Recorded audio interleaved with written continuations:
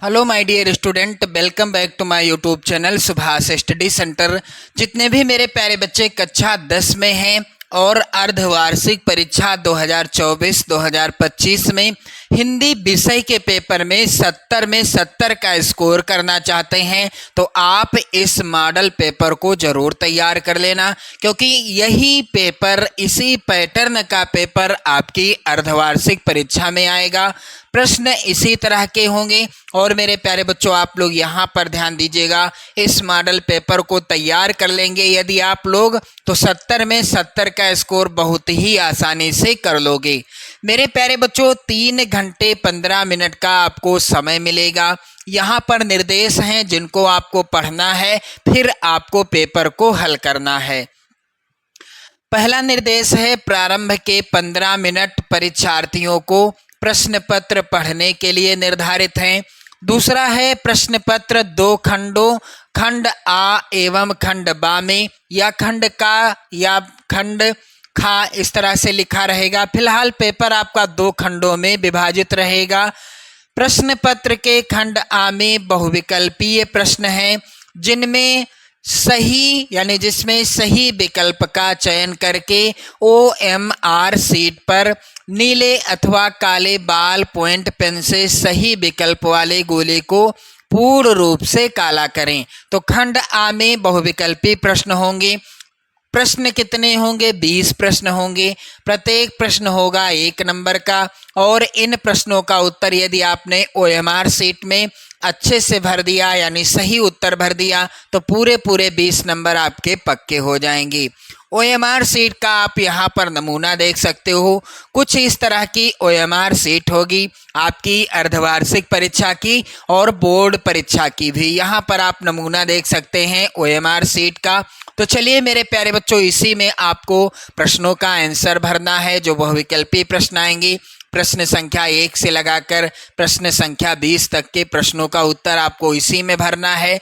चलिए मेरे प्यारे बच्चों, अगला है निर्देश, खंड आ में बहुविकल्पीय प्रश्न हेतु प्रत्येक प्रश्न के लिए 1 अंक निर्धारित हैं। बहुविकल्पी प्रश्न, प्रत्येक प्रश्न कितने नंबर का है? 1 नंबर का है। खंड बा में 50 अंक के वर्णनात्मक प्रश्न दिए गए हैं।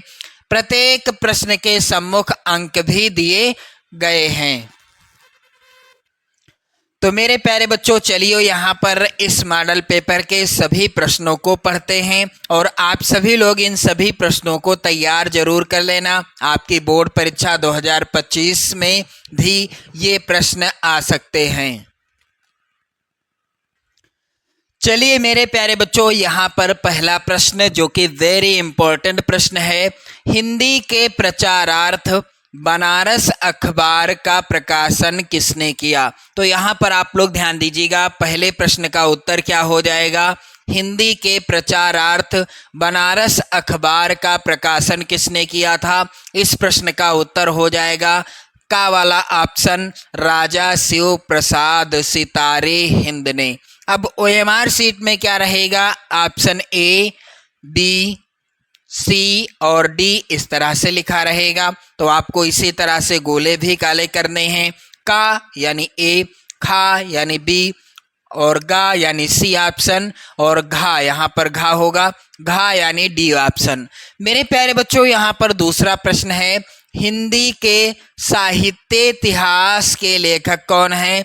तो मेरे प्यारे बच्चों, इसका राइट आंसर क्या हो जाएगा? आचार्य रामचंद्र शुक्ल। आचार्य रामचंद्र शुक्ल जी की एक प्रसिद्ध रचना है जो कि बोर्ड परीक्षा में पूछी जाती है, चिंतामणि। चिंतामणि के लेखक कौन हैं? आचार्य रामचंद्र शुक्ल जी हैं। और चिंतामणि किस विधा पर आधारित रचना है? एक प्रश्न और आता है, चिंतामणि मेरे प्यारे बच्चों निबंध विधा पर आधारित रचना है। चलिए अगला प्रश्न है, यहाँ पर महाकवि भूषण की रचना है। तो महाकवि भूषण की रचना कौन सी है इनमें से? चलिए यहाँ पर पहला प्रश्न का यहाँ पर पहला विकल्प है रेणुका, दूसरा चिदंबरा और तीसरा दीपशिखा, चौथा छत्रसाल दशक। महाकवि भूषण की रचना कौन सी है? यहाँ पर चौथा विकल्प सही होगा, छत्रसाल दशक। और महाकवि भूषण रीतिकाल के वीर रस के कवि हैं। एक प्रश्न आता है कि रीतिकाल के वीर रस के कवि कौन हैं, तो यहाँ पर राइट आंसर हो जाता है महाकवि भूषण। अगला प्रश्न है मेरे प्यारे बच्चों, छायावाद की विशेषता क्या है? तो छायावाद की विशेषता क्या है? सौंदर्य एवं प्रेम। यहाँ पर गा यानी सी वाला ऑप्शन क्या हो जाएगा? सही हो जाएगा। सौंदर्य एवं प्रेम छायावाद की विशेषता है। चलिए मेरे प्यारे बच्चों, अगला प्रश्न है यहाँ पर, द्विवेदी युग की कृति है, तो दिए गए विकल्पों में से कौन सी रचना द्विवेदी युग की है? मेरे प्यारे बच्चों, यहाँ पर राइट आंसर हो जाएगा द्वापर, जो कि द्विवेदी युग की रचना है। और इसके लेखक कौन है, रचनाकार कौन है? मेरे प्यारे बच्चों, आप लोग ध्यान दें यहाँ पर, मैथिली शरण गुप्त जी। मैथिली शरण गुप्त जी हैं द्वापर रचना के लेखक या रचनाकार। मैथिली शरण गुप्त जी को एक उपाधि से सम्मानित किया गया था जिसका नाम है राष्ट्र कवि, यानी मैथिली शरण गुप्त जी को राष्ट्र कवि की उपाधि से भी सम्मानित किया गया था। चलिए मेरे प्यारे बच्चों, अगला प्रश्न है यहाँ पर, द्वापर रचना है, तो द्वापर किसकी रचना है? यहाँ पर आप लोग ध्यान दीजिएगा, द्वापर रचना है यहाँ पर मैंने आपको अभी अभी बताया मैथिली शरण गुप्त की। यहाँ पर घा वाला ऑप्शन क्या हो जाएगा? सही हो जाएगा। चलिए अगला प्रश्न है मेरे प्यारे बच्चों, कह रहा है निम्न में से शुक्ल जी की कृति कौन सी है? तो शुक्ल जी की यानी आचार्य रामचंद्र शुक्ल जी की रचना कौन सी है? इसका उत्तर हो जाएगा रस मीमांसा। आचार्य रामचंद्र शुक्ल जी की रचना है। चलिए अगला प्रश्न है मेरे प्यारे बच्चों, सुग्रीव ने किसका पल्ला पकड़ा था? तो सुग्रीव ने राम का पल्ला पकड़ा था। यहाँ पर राइट आंसर हो जाएगा। प्रश्न नंबर 9 है मेरे प्यारे बच्चों, निम्नलिखित में से जयशंकर प्रसाद का नाटक कौन सा है? तो जयशंकर प्रसाद जी की नाटक विधा पर आधारित रचना यहाँ पर कौन सी है? अजात शत्रु। मेरे प्यारे बच्चों, आप लोग ध्यान दीजिएगा, अजात शत्रु जयशंकर प्रसाद जी की नाटक विधा पर आधारित रचना है। मेरे प्यारे बच्चों, यहाँ पर प्रश्न संख्या 10 है, राजेंद्र प्रसाद भारत के कौन से राष्ट्रपति थे? तो भारत के प्रथम यानी पहले राष्ट्रपति कौन बने थे? हमारे भारत के पहले राष्ट्रपति डॉक्टर राजेंद्र प्रसाद जी ही थे। अगला है प्रश्न, लोकगीत पाठ के लेखक कौन हैं? तो लोकगीत पाठ के लेखक हैं भगवत शरण उपाध्याय जी। यहाँ पर घा वाला विकल्प सही हो जाएगा।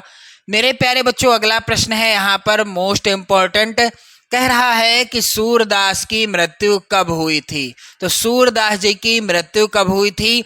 सन 1500। यहाँ पर आप लोग ध्यान दीजिएगा, कौन सा ऑप्शन सही होगा? पहला ही विकल्प। सन 1583 ईस्वी में सूरदास जी की मृत्यु हो गई थी। अगला प्रश्न मोस्ट इम्पोर्टेंट है मेरे प्यारे बच्चों, प्रश्न क्या है कि परशुराम ने सेवक किसे कहा है? तो परशुराम ने सेवक उसे कहा है जो आज्ञा का पालन करे, उसे क्या कहा है? सेवक कहा है। अगला प्रश्न है, रसखान का वास्तविक नाम क्या था? तो मेरे प्यारे बच्चों, इस वीडियो को जरूर शेयर कर देना, इन सभी प्रश्नों को रट लेना, क्योंकि यही प्रश्न आपकी अर्धवार्षिक परीक्षा में आएंगे। यहाँ पर आप लोग ध्यान दें, रसखान का वास्तविक नाम क्या था? तो इसका उत्तर हो जाएगा, रसखान का मेरे प्यारे बच्चों वास्तविक नाम क्या था? इसका राइट आंसर हो जाएगा, आप लोग ध्यान दीजिएगा, सैयद इब्राहिम। यहाँ पर गा वाला ऑप्शन क्या हो जाएगा? सही हो जाएगा। चलिए अगला प्रश्न है कि सतसई किसकी रचना है? तो सतसई बिहारी लाल जी की रचना है। और सतसई में 719 दोहे हैं। कितने? 719 दोहे हैं। और इसी एक रचना से ही बिहारी लाल रीतकाल के महान कवियों में से एक माने जाते हैं। अगला प्रश्न है, कालिंदी किस का नाम है? तो कालिंदी मेरे प्यारे बच्चों, यहाँ पर घा वाला ऑप्शन सही होगा, यमुना का नाम है कालिंदी। अगला प्रश्न है, किसका बचपन का नाम गुसाई दत्त था? तो किसके बचपन का नाम गुसाई दत्त था? इसका राइट आंसर हो जाएगा मेरे प्यारे बच्चों, आप लोग यहाँ पर ध्यान दीजिएगा, सुमित्रा नंदन पंत जी के बचपन का नाम क्या था? गुसाई दत्त था। अगला प्रश्न मेरे प्यारे बच्चों आप लोग यहाँ पर ध्यान दीजिएगा। भाल शब्द का अर्थ क्या है? तो भाल शब्द का अर्थ क्या होता है? भाल शब्द का अर्थ होता है मस्तक अर्थात माथा। मस्तक अर्थात माथा होता है भाल शब्द का अर्थ। प्रश्न संख्या 19 है यहाँ पर, निशाकर शब्द का पर्याय क्या है? तो निशाकर शब्द का पर्याय क्या हो जाएगा मेरे प्यारे बच्चों? यहाँ पर विकल्प है सूर्य, पृथ्वी, चंद्रमा और आकाश। तो निशाकर शब्द का पर्यायवाची क्या हो जाएगा? यहाँ पर गा वाला विकल्प सही, चंद्रमा हो जाएगा। प्रश्न अगला है, पुष्प किससे प्रार्थना करता है? तो पुष्प मेरे प्यारे बच्चों परमात्मा से प्रार्थना करता है कि चाह नहीं मैं सुरबाला के गहनों में गूथा जाऊं, चाह नहीं प्रेमी माला के बिन प्यारी को ललचाऊं, मुझे तोड़ लेना बनमाली। लास्ट में क्या कहता है पुष्प कि मुझे तोड़ लेना बनमाली, उस पथ पर देना तुम फेंक, मातृभूमि पर शीश चढ़ाने जिस पथ जावे वीर अनेक। प्रश्न संख्या यहाँ पर आप लोग ध्यान दीजिएगा, खा है खंड खा के अंतर्गत प्रश्न संख्या 21। निम्नलिखित गद्यांश पर आधारित प्रश्नों के उत्तर दीजिए। 6 नंबर का प्रश्न आएगा गद्यांश पर आधारित। मेरे प्यारे बच्चों यहाँ पर पहला जो गद्यांश है यहाँ पर आप लोग ध्यान दें, आज हम इसी निर्मल शुद्ध शीतल और स्वस्थ अमृत की तलाश में हैं और हमारी इच्छा अभिलाषा और प्रयत्न यह है कि वह इन सभी अलग अलग बहती हुई नदियों में अभी भी उसी तरह बहता रहे और इनको वह अमर तत्व देता रहे जो जमाने के हजारों थपेड़ों को बर्दाश्त करता हुआ भी आज हमारे अस्तित्व को कायम रखे हुए है और रखेगा। तो मेरे प्यारे बच्चों पहला प्रश्न है प्रस्तुत गद्यांश के पाठ और लेखक का नाम लिखिए। तो पाठ का नाम क्या है? पाठ का नाम है भारतीय संस्कृति। भारतीय संस्कृति पाठ का नाम है। और लेखक कौन है इस पाठ के? लेखक हैं डॉक्टर राजेंद्र प्रसाद जी। डॉक्टर राजेंद्र प्रसाद जी हैं भारतीय संस्कृति पाठ के लेखक। फिर रेखांकित अंश की व्याख्या कीजिए, दूसरा प्रश्न आएगा। जो भी रेखांकित अंश होगा उसी की ही व्याख्या करनी है। चलिए मेरे प्यारे बच्चों यहाँ पर अगला जो प्रश्न है कुछ इस प्रकार से हैं जिनका उत्तर आपको गद्यांश में ही मिलेगा। प्रश्न संख्या 22 है यहाँ पर, निम्नलिखित पद्यांश में से यानी निम्नलिखित पद्यांश की संदर्भ सहित व्याख्या लिखिए और काव्यगत सौंदर्य भी स्पष्ट कीजिए। 6 नंबर का प्रश्न है। मेरे प्यारे बच्चों यहाँ पर आप लोग ध्यान दीजिएगा 23 का के अंतर्गत यहाँ पर जो यहाँ पर पद्यांश है 22 का, प्रभुई चितई पुण्य चितव मही राजत लोचन लोल खेलत मन से जमीन जुग जनु विधु मंडल डोल। यह लिया गया है किस पाठ से? धनुष भंग शीर्षक पाठ से। और धनुष भंग शीर्षक पाठ के रचनाकार हैं तुलसीदास जी। रचनाकार कौन है? तुलसीदास जी हैं। मेरे प्यारे बच्चों यहाँ पर प्रश्न संख्या 23 का है, निम्नलिखित संस्कृत गद्यांश का संदर्भ सहित हिंदी में अनुवाद कीजिए। 4 नंबर का प्रश्न है और यहाँ पर संस्कृत का गद्यांश है, नागरिकाः बहुकालं यावत् अचिन्तयत् परं पहेलिकायाः उत्तरं दातुं समर्था न अभवत्। मेरे प्यारे बच्चों यह लिया गया है किस पाठ से? प्रबुद्धो ग्रामीणा शीर्षक पाठ से। किस पाठ से? प्रबुद्धो ग्रामीणा शीर्षक पाठ से। और यहाँ पर आप देखेंगे अथवा यहाँ पर प्रश्न संख्या 23 का है, निम्नलिखित संस्कृत पद्यांश का संदर्भ सहित हिंदी अनुवाद कीजिए। निम्नलिखित संस्कृत पद्यांश का संदर्भ सहित हिंदी अनुवाद कीजिए। तो मेरे प्यारे बच्चों यहाँ पर है, अपदो दूरगामी चा साक्षरो नाचा पंडितः अमुखः स्फुट वक्ता चा यो जानाति सह पंडितः। यह भी लिया गया है किस पाठ से? प्रबुद्धो ग्रामीणा शीर्षक पाठ से। किस पाठ से मेरे प्यारे बच्चों? प्रबुद्धो ग्रामीणा शीर्षक पाठ से।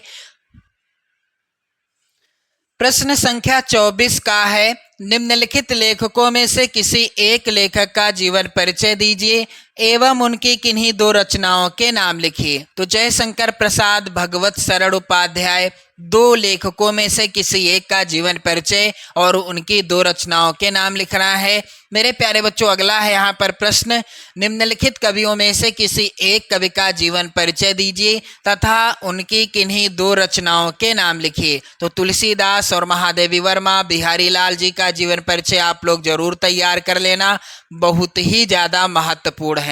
अगला प्रश्न संख्या 25 का है, अपनी पाठ्य पुस्तक से कंठस्थ किया हुआ कोई एक श्लोक लिखिए जो इस प्रश्न पत्र में ना आया हो। मेरे प्यारे बच्चों, 2 नंबर का प्रश्न है। और अगला प्रश्न है यहाँ पर, निम्नलिखित प्रश्नों में से किन्हीं दो प्रश्नों के उत्तर संस्कृत में दीजिए। 2 नंबर का प्रश्न आएगा, कुत्र मरणम मंगलम भवति, पुरु राजा कः आसीत् और भारतीय संस्कृति कस्य अनुदायाय इति। मेरे प्यारे बच्चों, यहाँ पर आप लोग ध्यान दीजिएगा, ये सभी प्रश्न इंपॉर्टेंट हैं, आप लोग जरूर तैयार कर लेना। चलिए मेरे प्यारे बच्चों, यहाँ पर प्रश्न संख्या 26 का है, कह रहा है निम्नलिखित में से किन्हीं दो शब्दों के तत्सम रूप लिखिए। तो तत्सम रूप आपको लिखना है यहाँ पर अटारी, ऊंट, कायर, जीभ, 4 शब्द हैं, किन्हीं दो का तत्सम रूप लिखना है। चलिए अगला यहाँ पर है प्रश्न, निम्नलिखित में से किन्हीं दो शब्दों के दो दो पर्यायवाची शब्द लिखिए। तो आपको किन्हीं दो शब्दों के दो दो पर्यायवाची शब्द लिखना है, जैसे चतुर, नारी, कमल और ईश्वर। अगला है प्रश्न मेरे प्यारे बच्चों, निम्नलिखित में से किसी एक की धातु लकार पुरुष तथा वचन का उल्लेख कीजिए। 2 नंबर का प्रश्न आया हुआ है। अगला प्रश्न है, निम्नलिखित वाक्यों में से किन्हीं दो के संस्कृत में अनुवाद कीजिए। 2 नंबर का प्रश्न है। मेरे प्यारे बच्चों, अगला प्रश्न है, निम्नलिखित विषयों में से किसी एक विषय पर निबंध लिखिए। प्रदूषण की समस्या और समाधान, राष्ट्रीय एकता का महत्व, मेरे प्रिय कवि और बेरोजगारी की समस्या। किसी एक विषय पर निबंध आपको लिखना है। प्रश्न संख्या यहाँ पर अगला है, अपने पठित खंड काव्य के आधार पर उनकी कथावस्तु संक्षेप में लिखिए। यानी जो खंड काव्य आपके जिले के लिए निर्धारित है उस खंड काव्य की कथावस्तु आपको लिखना है संक्षेप में। तो मेरे प्यारे बच्चों, वीडियो को लाइक कर देना, शेयर कर देना। चैनल पर यदि आप पहली बार आए हैं तो चैनल को भी सब्सक्राइब कर लीजिएगा। जय हिंद।